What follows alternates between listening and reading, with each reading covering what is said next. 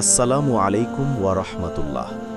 একটি মাস রহমত, বরকত আর নাজাতের একটি পবিত্র মাস আমাদের মাঝ থেকে বিদায় নিয়েছে।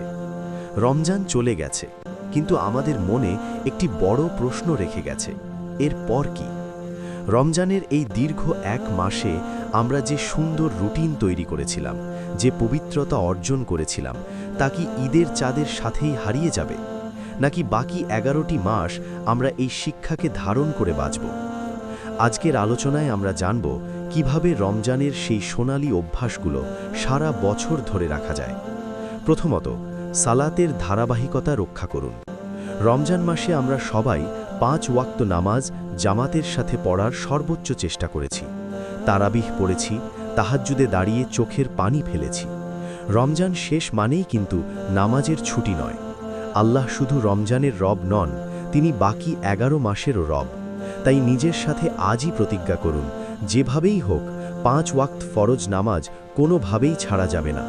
এটিই আপনার ঈমানের সবচেয়ে বড় খুঁটি। দ্বিতীয়ত, কুরআনের সাথে সম্পর্ক ছিন্ন করবেন না। রমজানে আমরা কুরআন খতম করেছি, প্রতিদিন তিলাওয়াত করেছি, কিন্তু বছর ঘুরে আবার রমজান না আসা পর্যন্ত কি কুরআন শেলফেই ধুলো জমবে? এমনটা হতে দেবেন না।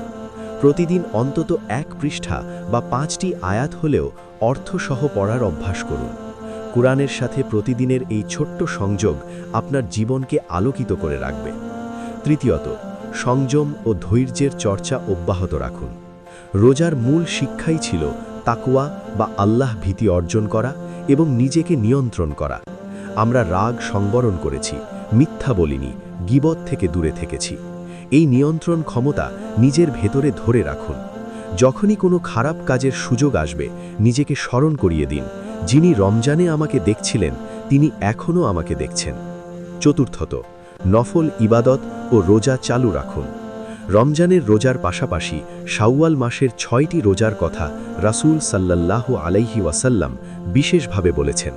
এছাড়া প্রতি মাসের আইয়ামে বীজের 13, 14, 15 তারিখের রোজা অথবা সোম ও বৃহস্পতিবারের রোজা রাখার চেষ্টা করুন।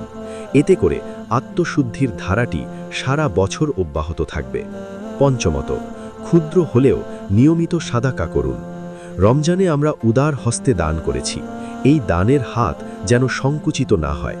প্রতিদিন খুব সামান্য পরিমাণ হলেও দান করার অভ্যাস করুন। মনে রাখবেন, আল্লাহর কাছে সেই আমলটি সবচেয়ে বেশি প্রিয় যা পরিমাণে অল্প হলেও নিয়মিত করা হয়। প্রিয় ভাই ও বোনেরা, সালাফরা বলতেন, তোমরা রব্বানি হও, রমজানি হও না। অর্থাৎ শুধু রমজান মাসের ইবাদতকারী নয়, বরং আল্লাহর চিরস্থায়ী বান্দা হও। রমজান আমাদের বদলাতে এসেছিল। আসুন এই পরিবর্তনের ধারাকে আমরা আমাদের জীবনের স্থায়ী অংশে পরিণত করি।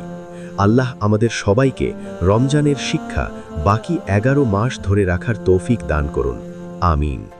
ভিডিওটি ভালো লাগলে শেয়ার করে অন্যকেও এই সুন্দর বার্তাটি পৌঁছে দিন। ফি আমানিল্লাহ।